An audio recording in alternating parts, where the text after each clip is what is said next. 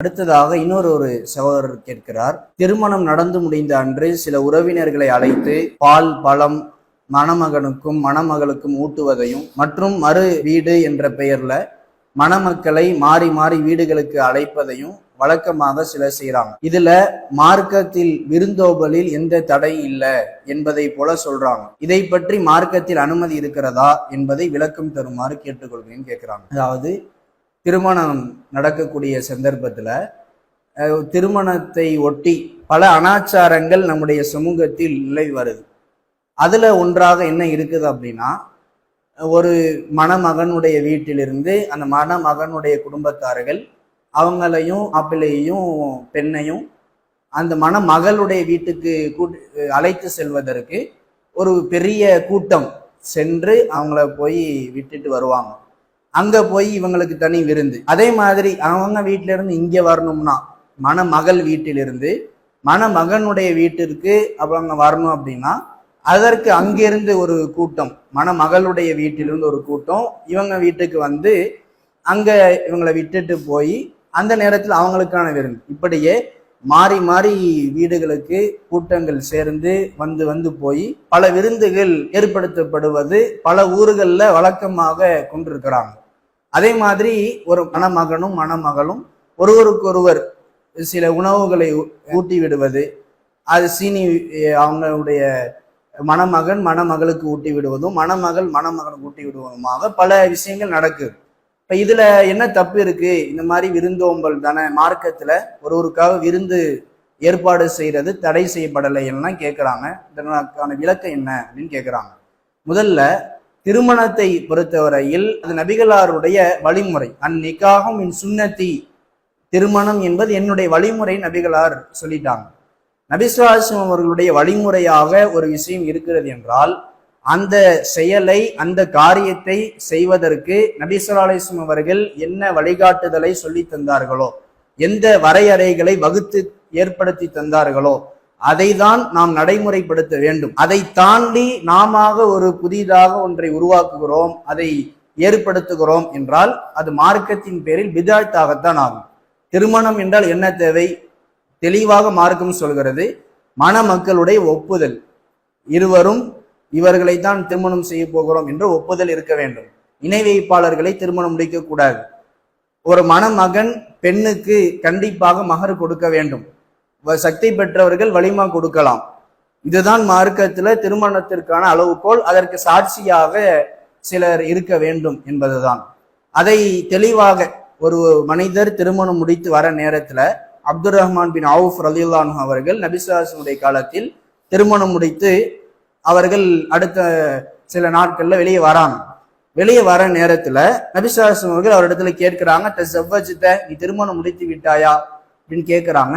அவர் ஆம், நான் திருமணம் முடிச்சுட்டேன் அப்படிங்கிறாரு. வமன், யாரை திருமணம் முடித்தாய் அப்படின்னு கேட்கிறாங்க. இம்ராஅத்தும் மினல் அன்சார், அன்சாரிகளில் இருந்து ஒரு பெண்ணை திருமணம் முடிச்சேன் அப்படின்னு அவர் சொல்றாரு. இணை வைப்பாளரான பெண்ணை திருமணம் முடிக்க கூடாது. அதான் யாரை திருமணம் முடிச்சாங்க ரசூலை கேட்கிறாங்க. அதற்கு அவர் அதற்கான பதிலை சொல்கிறார்.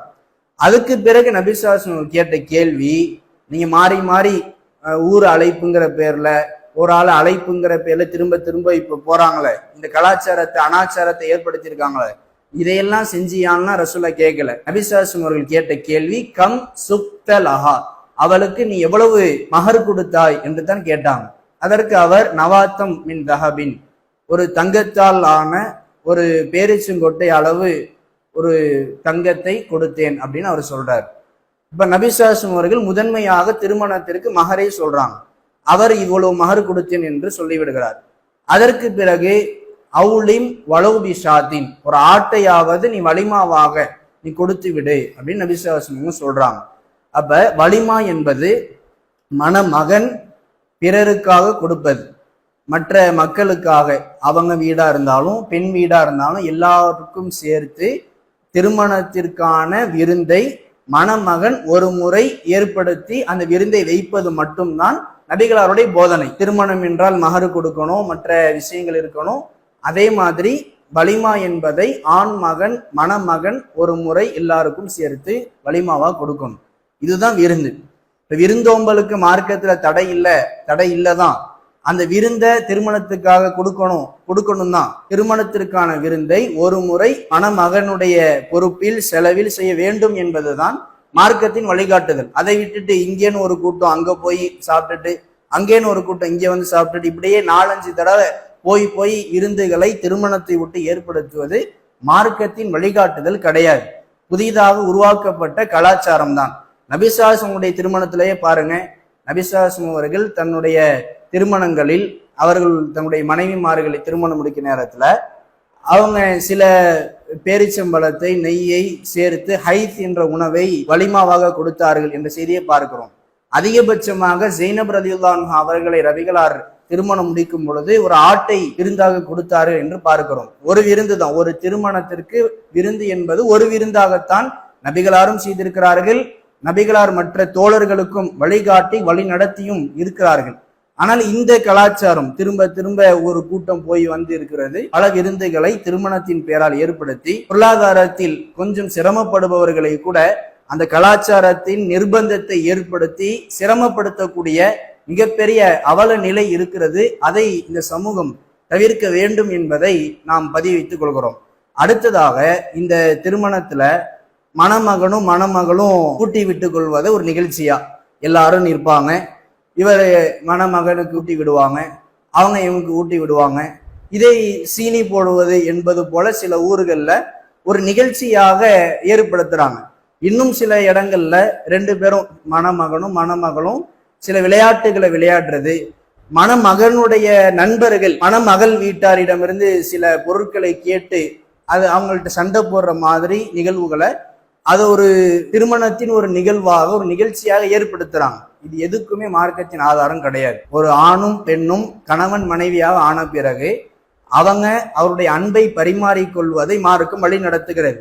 ஆயிஷா ரலியல்லாஹு அன்ஹா அவர்கள், நபி ஸல்லல்லாஹு அலைஹி அவர்கள் கணவன் மனைவியாக எப்படி தங்களுடைய அன்பை ஒருவருக்கொருவர் பரிமாறிக்கொள்ள வேண்டும் என்பதை சிறந்த வழிகாட்டுதல் இருக்கிறது. நபி ஸல்லல்லாஹு அலைஹி ஆயிஷா அவருடைய மடியில் படுத்து குர்ஆன் ஓதுவார்கள். அவர்களுடைய கண்ணமும் நபிகளாருடைய கண்ணமும் அப்படியே பக்கத்தில் இருக்கும் நிலையில் விளையாட்டு நிகழ்ச்சிகளை பார்ப்பார்கள். இன்னும் ஏராளமான விஷயங்கள்ல நபி ஸல்லல்லாஹு அவர்களும் அவருடைய மனைவிமார்களும் எப்படி அன்பை பரிமாறிக்கொண்டார்கள் என்பது மார்க்கத்தின் வழிகாட்டுதல் இருக்கிறது. அதிலும் அல்லாஹ்வுடைய தூதர் ஒரு கணவன் தன் மனைவிக்கு ஒரு உணவை ஊட்டி விடுவது, அவர்களுக்காக அந்த உணவை ஒரு கவல உணவையாவது அவருடைய வாயில் ஊட்டி விடுவது என்பது மார்க்கத்தில் வலியுறுத்தப்பட்ட வழிகாட்டப்பட்ட நிகழ்வு தான்.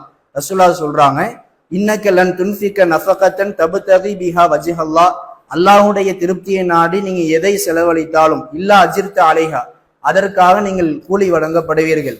ஹத்தா மா தஜாலு ஃபி ஃபிம்ரஅதிக், நீங்கள் உங்களுடைய மனைவியின் வாயில் ஊட்டக்கூடிய ஒரு கவல உணவாக இருந்தாலும் சரி என்ற செய்தியே புகாரியில் 56வது செய்தியாக பார்க்க முடிகிறது.